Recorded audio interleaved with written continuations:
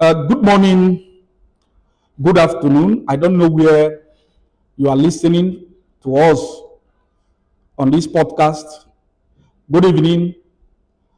Please permit me to use this medium to address this trending video that borders on the exclusion of the Igbo nation from the Nigerian curriculum by Umelo Victor and Vivian Ijoma.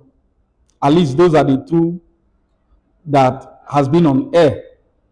Please, I want you to note that what you have out there is a complete misinformation and disinformation. Listen to the first video. You know, Igbos are the most worthless tribe in Nigeria. Yeah, you heard it. Igbos are the most worthless tribe in Nigeria. Get angry all you like, but they are just all mouth and no depth, just mouth. Because if they are not, why should this be happening in Nigeria right now? Why should this be happening? You know how they told us that they removed history from the Nigerian curriculum because they didn't want sentiment, because of the war, the civil war. But history just got reintroduced to the Nigerian educational system. And guess what? Guess what they put inside here? See, before now, my son came and asked me, I said, Dad, I thought Igbos were the third biggest tribe in Nigeria. I said, yes. He said, how come there is no Igbo in their history book? I was shocked. I took their book and I looked at it. All the history of all the major tribes in Nigeria. We have the Hausa State, Kanuri Empire, Nupe, Igala, Yorubas, Bini Kingdom, Efik, Niger Delta, and Shekiri. No Igbo. You heard him? Umelo Victor said Igbos are the most worthless in Nigeria. Umelo Victor, I take an exception. Before we go into their addressing those points that Umelo Victor, please listen to this second video. So, the Nigeria government have approved a history textbook that excludes the Igbo nation. They approved a history textbook that excludes the Igbo nation. Let's start by addressing the fact. But I want you to note here that there is no part of Nigeria that were excluded in the Nigerian curriculum. This is our publication, Interactive History for Junior Secondary School. This is a book one that Umelo Victor used. Now, if you open, although this is our own publication, I'm not trying to say this publication is more superior to that of Accessible. No, I'm not trying to say this because I'm pretty sure that if you read through the publication by Accessible, you will come across a mention or the discussion on Igbo nation. So looking at this, our own publication, from the table of content, you will see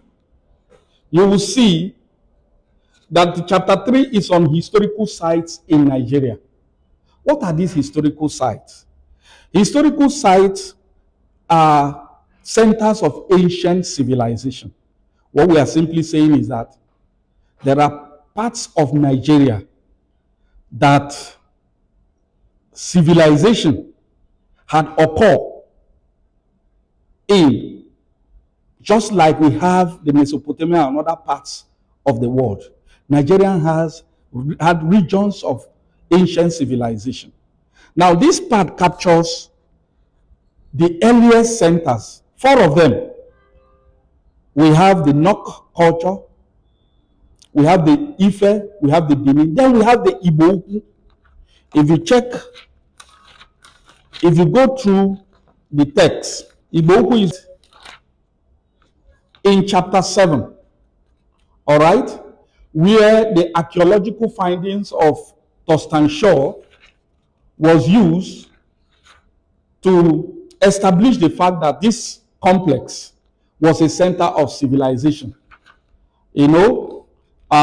The development comprises where the Igbo Azaya, Igbo Richard, and Igbo Jonah compound were excavated.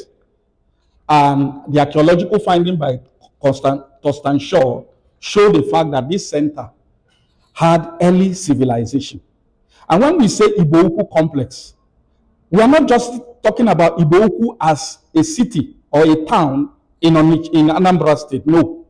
It's a complex that stretches across Nsukka, Arochukwu, Urashi, Ikwere area in the River State, and other parts of the River Niger in the west.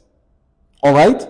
So that particular topic addresses, in summary, what happens within the Igbo community as regards civilization. Now, in the book 2 of our interactive history, please note that in the curriculum, the third major theme has to do with political development, all right, in Nigeria. That's before the colonial masters came, all right? Now, that political development were divided into two: centralization, or centralized states, and non-centralized states. The book 1 contained all the centralized states in Nigeria, like what Ume mentioned. The Hausa was a centralized state. The Kanuri Empire was a centralized state. The Oyo Empire was a centralized state. Down to the Efik state of Calabar and the Shekiri Kingdom, they were all centralized states. So that was what was addressed in book 1. But the non-centralized states is where you have the Igbo nation. The very second chapter of this text addresses Igbo non-centralized states, where we look at the origin of Igbo people, we look at the location of Igbo land, we look at the socio-political structure of Igbo society, we look at the family, the kindred, the village, the town, and the functions of the age grades. All right? Then if we even go further, of course, other non-centralized states is the Tiv, the Idoma. Why did they not address the fact that, since they were using this to judge, why did they not also address the fact that the Idoma, the Igera, the Ijo, the Urobo, the Isoko, the Ibibio, the Anang were not part of this? It is simply because these communities or these nations are non-centralized. So the curriculum clearly defines what was in book 1 and what is in book 2. In the book 2, we have the non-centralized state. Then if we even go further, the part 3 of that JS2 curriculum, you will find interrelationship of centers of civilization. Interrelationship. Remember, we had mentioned the 4 earliest centers of civilization in Nigeria, and that is the Nok, the Bini, the Ife, and the Igbo. Now here we are looking at relationship among these centers. That is in the part B of JS2 curriculum. All right? Now, if you look at intergroup relations, it's talking about relationship between one group and the other.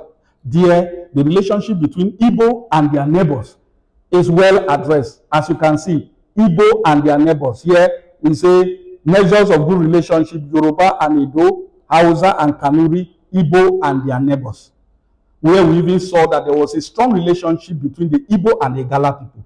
There was a strong relationship between the Igbo and the Bini people. There was a strong relationship between the Igbo and Ijo people, the Ibibio, the Efik. So where did Umelo, Victor, and Vivian got their information? If we even go down to the primary 2, the textbook, in the curriculum, we have Igbo people in chapter 7. That's primary 2 at that level, in primary 2. If we pick the primary 3 curriculum 2, you will find where modern towns, traditional towns and ancient towns and modern cities were treated.